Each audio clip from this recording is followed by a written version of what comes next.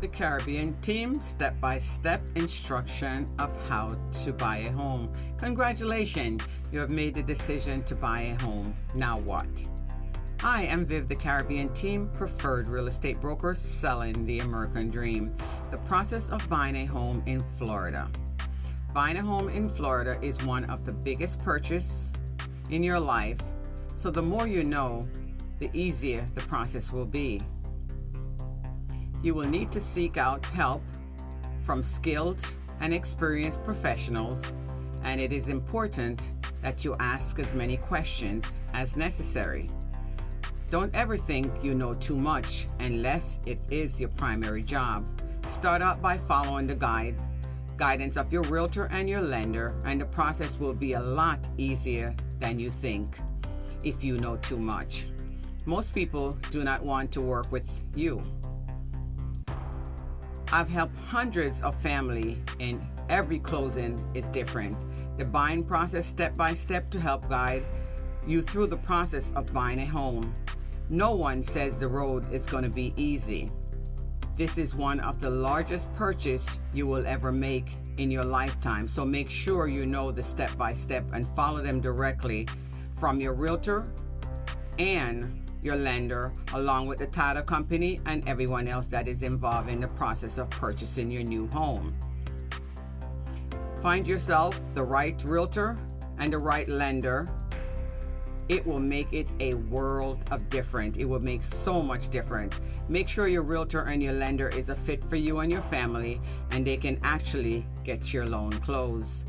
Not all lenders can close your loans, and not all realtor can get the deal done. So make sure you choose the right one. Normally, your realtor work with good lenders that knows and will be able to close your loan for you. You may ask for a recommendation. Most people tend to go with their bank in order to facilitate their loan. You can check around and see, maybe there are 3 different lenders to see which one will work best for you. People that help you with your home buying process are housing counselor, realtors, loan originator, loan underwriter, appraisal, home inspection, surveyor, closing agent. Buyers, realtor, and sellers are 2 different things. A realtor for a seller is contracted by the seller, and then a buyer's realtor work with the buyer. Step 1.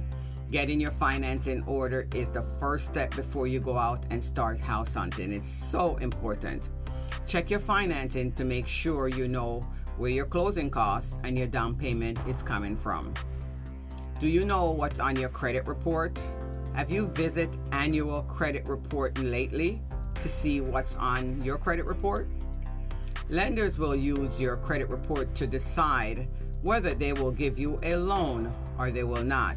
It's best to know ahead of time before you go and start shopping and applying for a loan. Have you paid all your bills on time?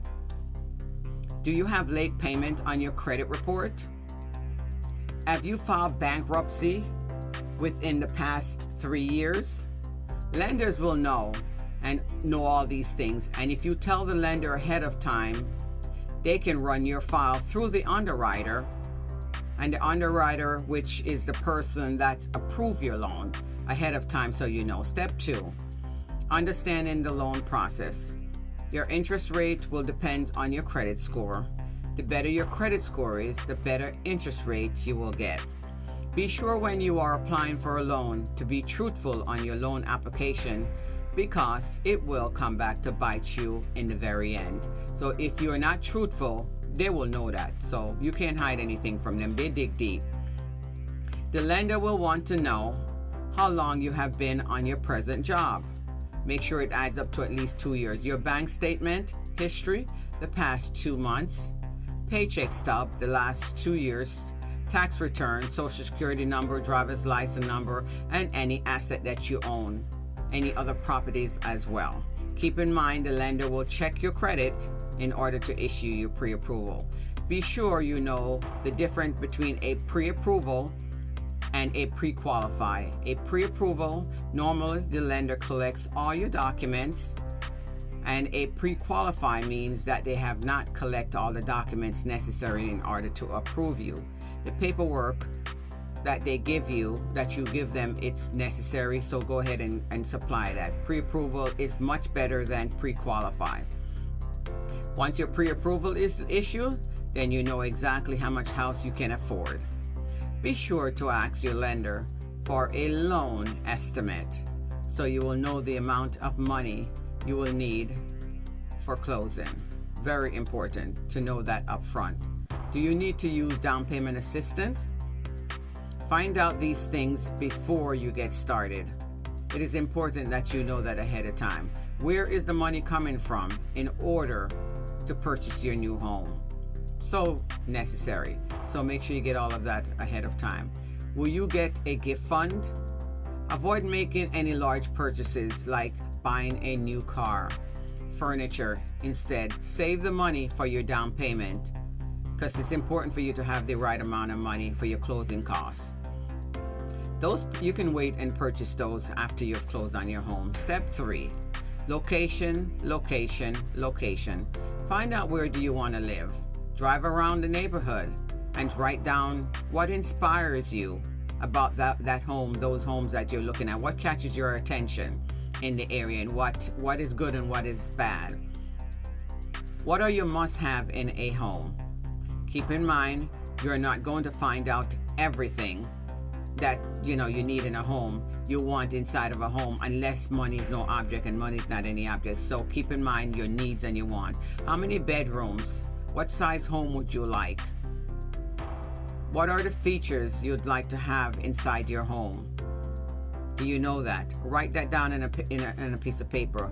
When you make the decision, make sure you stick with the decision and don't keep going back and forth and confusing yourself and confusing your realtor and changing your mind.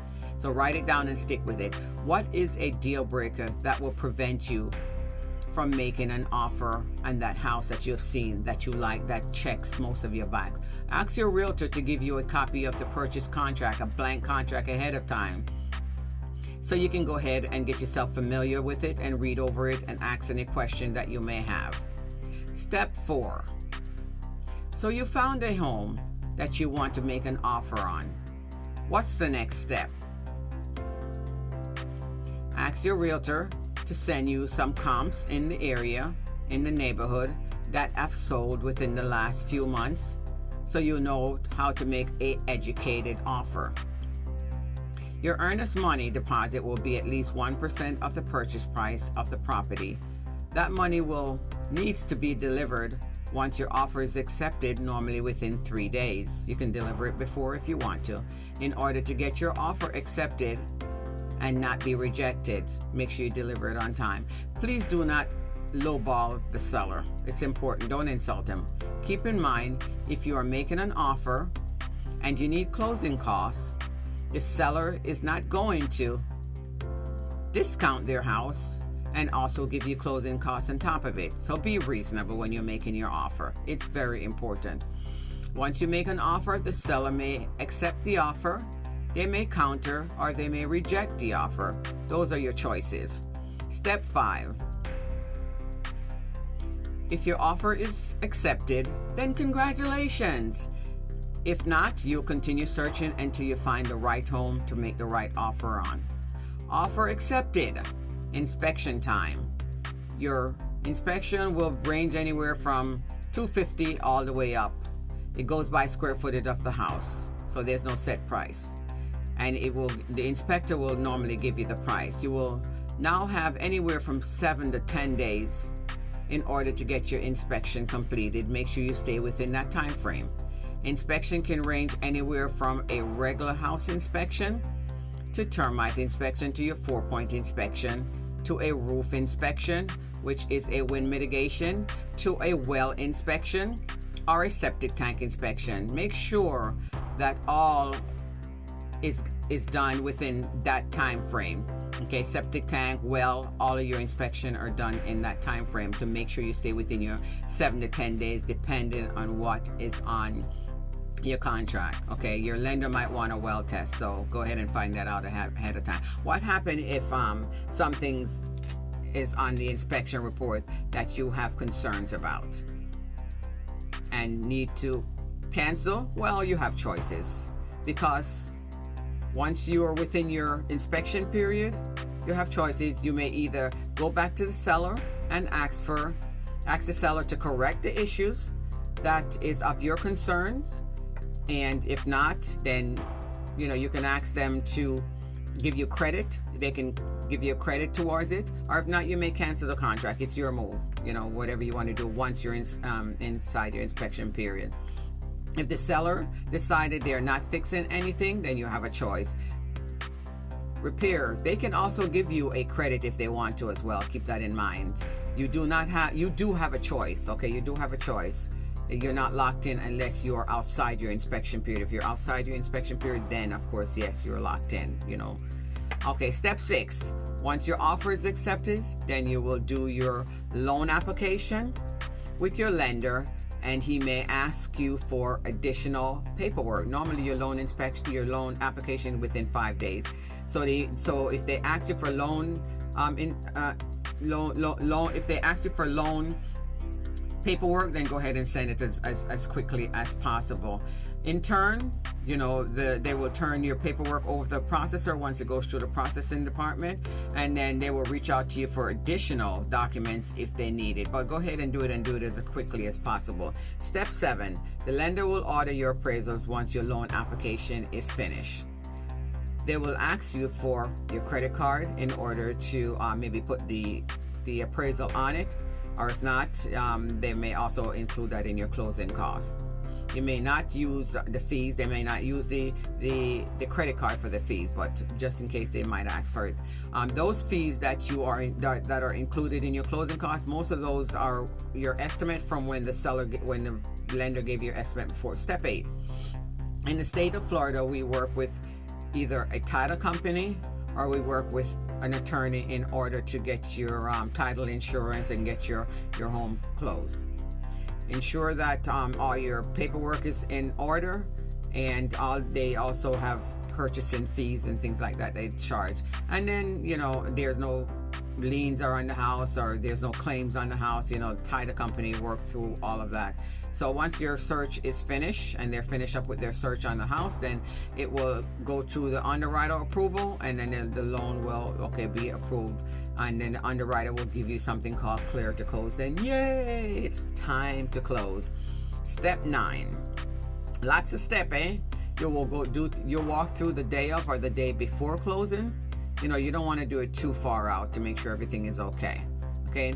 Normally you take some pictures of the appliances of the house and make sure everything is okay and it's in order as you left it.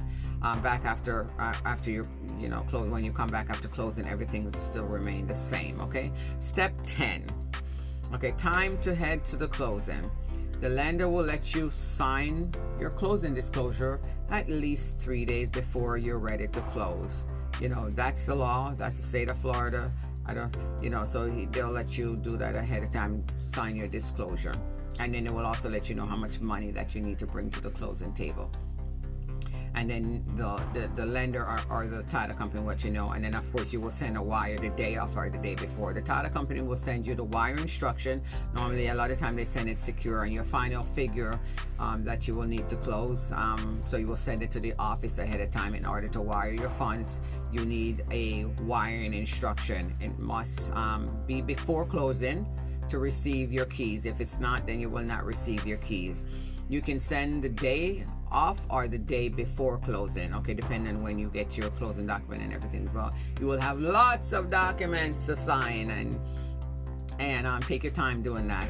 It takes about anywhere from an hour to 2 hours. So plan yourself a couple of hours of being there. Remember to bring 2 forms of ID, one with your picture on it at least, and then one you can bring, it doesn't have to have a picture on it. Remember to dress nicely. You will have pictures taken, the day of closing. Once the documents are signed and the loan is funded, you will be able to receive your keys. Yeah, you're a happy homeowners. Once you're finished closing, you will need to change your locks on your door the day of closing or the day after closing. Okay, you can change your locks on the door. You may not turn on any utilities until you have gotten your keys. Okay, do not turn on any utilities until you're finished closing, signing all your documents, and now you are a happy homeowner and your keys has been handed to you. Do not transfer any utilities in your name or anything like that until that is done. Okay, until you have gotten your closing documents and the title company says you are closed and your loan is funded. Step 11. Tell us how we did. What was the experience before? It normally sends out a 5-star review for you to give me a review, and I also normally take like a short video of you telling what was your experience, and be honest what your experience was. Don't let it seem like it. If it was easy, it was easy. If it was hard, it was hard. But go ahead and say what it does so people learn the process of purchasing a home. Good, the bad, the ugly. Okay, there's things that you do not want to do while waiting for your loan to close. These are the things. These are important. Do not touch your credit report. Do not establish any new credit. Do not close any credit cards account that you have open. Do not increase your credit limit. Do not buy anything on any credit. Do not have anyone run your credit report. Do not co-sign for anyone. Okay, it's important. Step 12. Congratulations, you are now homeowners. Don't forget to send me referral. I look forward to always being at your back and working with you and for you. Keep in touch. If you ever have any question, contact me. Please don't hesitate to contact me if you ever have any question. You can always find my information on the closing disclosure on the paperwork that you have gotten. Closing thoughts. When in doubt, ask question. Do not do anything without asking question unless this is not your first go around in buying a home. Hope this was helpful. Remember to like, remember to comment, remember to share this video, and thank you for the opportunity to allowing us to serve you, the Caribbean team selling the American dream.